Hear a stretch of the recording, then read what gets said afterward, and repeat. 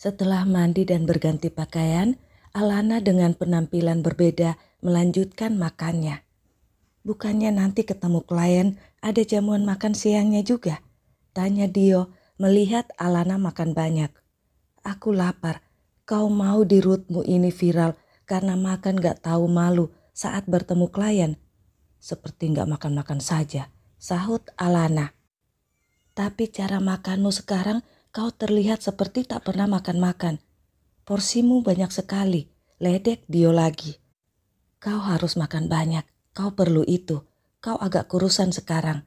Bro, jangan mengganggu dia, bela Steve menegur Dio. Sementara Alan kakaknya Alana hanya diam, tak bicara apapun. Dia khawatir pada adiknya itu, tapi dia yakin adiknya itu bisa mengatasinya. Selesai meeting, Alan dan 3 lainnya izin keluar ke ruangan kerja mereka masing-masing. Hanya Dim yang tinggal karena akan menemani Alana bertemu dengan klien dari Itali. Karena hanya berdua dengan Dim, Alana pun menceritakan tentang Mika dan Hans. Dulu aku sepertinya kenal dengan orang itu. Entah kalau wajahnya berubah ya, sudah puluhan tahun. Waktu itu aku masih kecil, belum sekolah. Aku yang paling sering ikut dengan Tante Mika dan anak-anaknya jalan-jalan. Mungkin itu orangnya.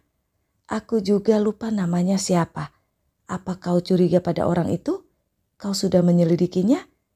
Apa Tante Mika tahu? Tanya Dim. Mama gak bilang apa-apa saat aku tanya. Aku ingin bertemu Mike. Dia anak tertua, mungkin lebih banyak tahu. Tapi Mike gak waras sekarang. Tidak ada hari tanpa mabuk-mabukan. Aku ingin cari tahu diam-diam. Tak punya gambaran atau info apapun tentang orang itu, ujar Alana. Setauku dulu banyak foto-fotonya di album, tapi di rumah Tante Mika yang dulu itu. Sekarang pasti foto-foto itu sudah gak ada sejak rumah itu diambil orang karena dijual Mike tanpa sepengetahuan Tante Mika. Bahkan Tante Mika hanya sempat bawa sekoper aja barang-barangnya keluar dari rumah itu karena diusir paksa. Benar-benar tak menyangka akan jadi begini, ujar Dim sendu. Aku akan tetap menyelidiki orang itu. Ayo kita berangkat, kata Alana. Mereka sudah di mobil, akan berangkat saat handphone Alana berdering. Mike si pelindung menelpon. Ada apa? Tanya Alana. Nyonya besar tidak ada, dia hilang. Terdengar suara Mike yang cemas. Alana terkejut. Aku ada urusan yang tak bisa ditunda. Kau minta Dion ke kamarku, buka laptopku. Dion tahu apa yang harus dia lakukan. Terus kabari ya, kata Alana dan menutup telepon. Ayo kita jalan, kata Alana pada Dim lagi. Ada apa?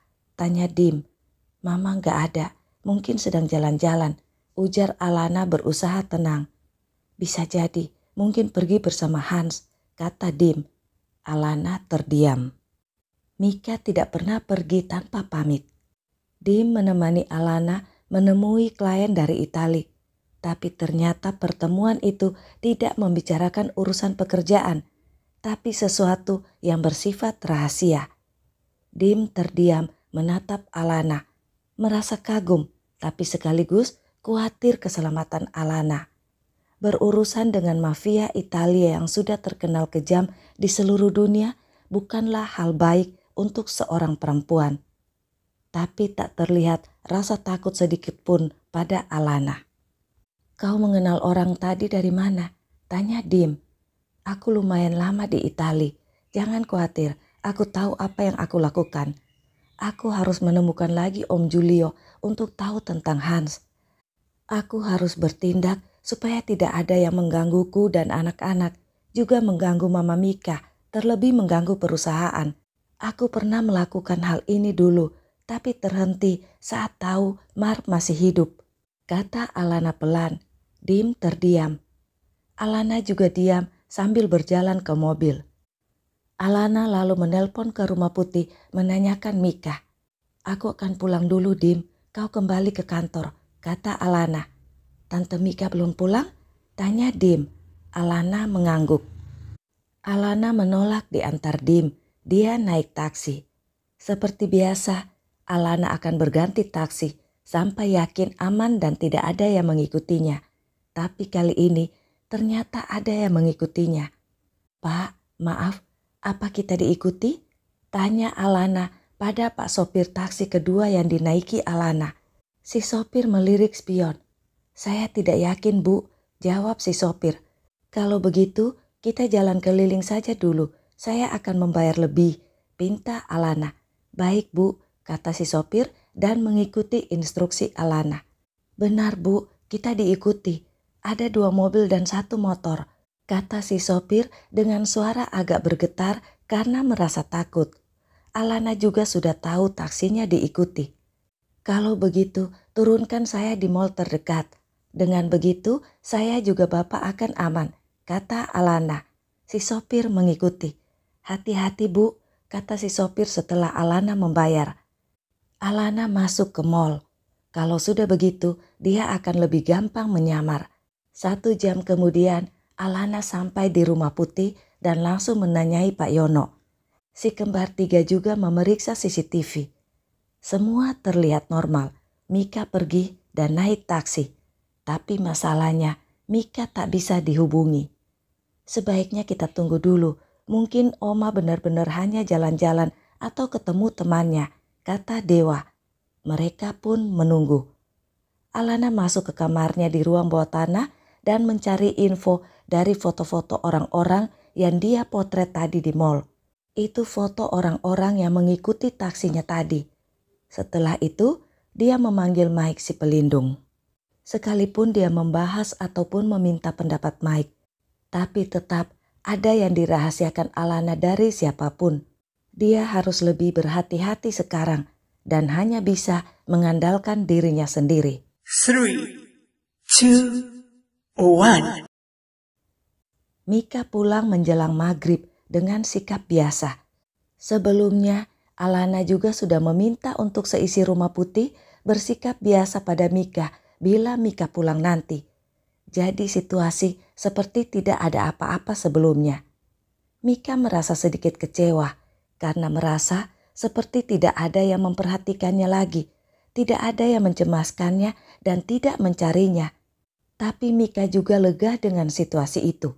Tak ada yang bertanya, jadi dia tak perlu repot-repot mencari alasan untuk menjawab pertanyaan Alana ataupun cucu kembarnya tentang kepergiannya yang tak pamit itu. Mika masuk ke kamarnya dan menyimpan apa yang dibawanya. Rumah Putih tenang, seperti air yang riakannya tak terlihat, padahal ombak besar sedang bergelombang.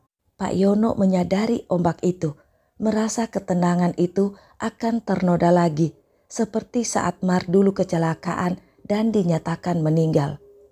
Pak Yono merasa sangat sedih. Saat tengah malam, Pak Yono menyelinap ke ruang CCTV, menghapus beberapa jejak dan menyimpannya sendiri. Kita kembali pada Rio yang mendatangi lagi rumah tempat dia dan Alana terjebak. Dia ke rumah itu tidak di malam hari, tapi di siang hari. Rio nekat. Sebelumnya Rio menyewa kamar di hotel berlantai 3 yang tak jauh dari situ. Dia mengawasi rumah itu dengan teropong secara diam-diam, barulah dia ke rumah itu dengan menyamar sebagai teknisi. Tentu saja ada Dion yang membantunya dari Rumah Putih. Dion mengacaukan listrik di rumah itu. Rio pun masuk dan memeriksa aliran listriknya. Seorang penjaga pria terus mengikuti Rio, melihat apa yang Rio lakukan. Semua bagus, tidak ada kerusakan. Kau lihat sendiri kan? Apa masih ada ruangan lagi yang belum diperiksa? Tanya Rio. Si penjaga ragu-ragu. Ada 1 ruangan lagi, tapi tidak ada yang boleh masuk ke situ, jawab si penjaga. Kalau begitu, aku akan pergi. Tak ada yang bisa kulakukan kalau tak bisa memeriksa di situ, kata Rio membereskan alat-alatnya. Saat itu ada yang datang. Ada apa? Tanya orang yang datang itu. Semua sudah diperiksa, tapi tidak ada kerusakan, Tuan, jelas si penjaga. Kalau tak ada yang rusak, kenapa listriknya gak terang dan banyak lampu kedap-kedip begini? Kata si Tuan menyalakan lampu yang memang cahayanya redup dan agak berkedip. "Saya sudah periksa semua, tapi tak menemukan masalahnya," ujar Rio. "Hanya ruangan yang itu yang belum diperiksa, Tuan," sambung si penjaga ragu-ragu. Si Tuan menatap Rio, menelisik dari kepala sampai kaki, lalu berhenti pada tangan Rio. Tangan Rio yang kekar dan kasar. "Buka sarung tanganmu," perintah si Tuan menunjuk tangan kiri Rio yang memakai sarung sampai sikut. Rio membuka sarung tangannya pelan.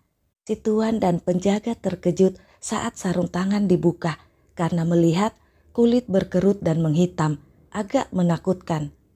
"Saya pernah kesetrum saat bekerja, jadi tangan dan beberapa bagian tubuh saya begini," jelas Rio.